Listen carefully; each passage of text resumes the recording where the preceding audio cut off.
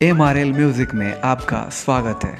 हमारे चैनल से जुड़े रहने के लिए लाल बटन को दबा के चैनल को सब्सक्राइब करें और लेटेस्ट अपडेट के लिए बेल बटन को दबाना ना भूलें।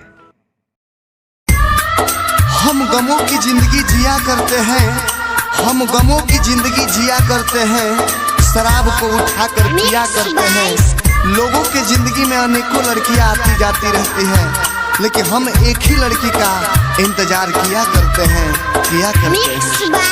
कंचन राज मुजफ्फरपुर, कंचन राज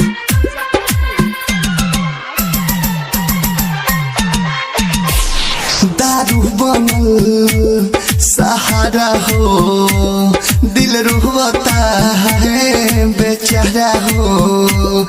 दारू बनल सहारा हो, दिल रुहता है बेचारा हो।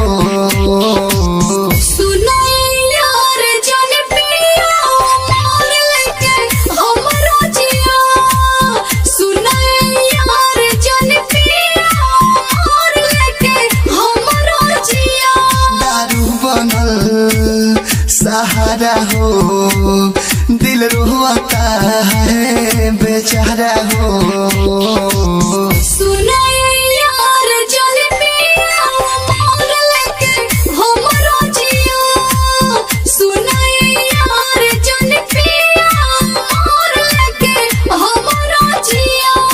Kanchan Raj Muzaffarpur, Kanchan Raj Muzaffarpur, Balaji recording studio Jadavpur. नहीं बारू तो जिके करबो का, दुनिया लगता बहुत खराब हो। ससुर तो हमरा चक्कर में काहे हो तारा, तू बर्बाद हो। तू ही नहीं बारू तो जिके करबो का, दुनिया लगता बहुत खराब हो। ससुर तो हमरा चक्कर में काहे हो तारा, तू बर्बाद हो।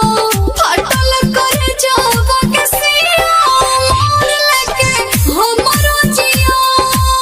सुनाए जान जान पिया, मोर लेके हमरो जिया।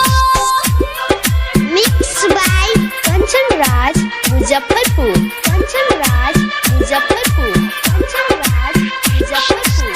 दूरगस पे दराती अनसु के जानम गइलू तू हो, काहे रुला के। खुश न बानी तोहरा चलते, याद विदेशी के लगिया के। दूरगस पे दराती मुँह के समुरारी के तुम गइलू काहे रुला के। खुश न बानी तोहरा चलते, याद विदेशी के लगिया के। जवन बुझाई गम दे हो, मोर लेके हमरो जिया। सुनाई जान जान पिया, मोर लेके हमरो जिया। दारू बनल सहारा हो, दिल रोता है बेचारा हो। सुनाए यार जान पिया, मोर लेके हमरो जिया। सुनाए यार जान पिया, मोर लेके हमरो जिया। बालाजी रिकॉर्डिंग स्टूडियो, विदेशी लाल एंटरटेनमेंट।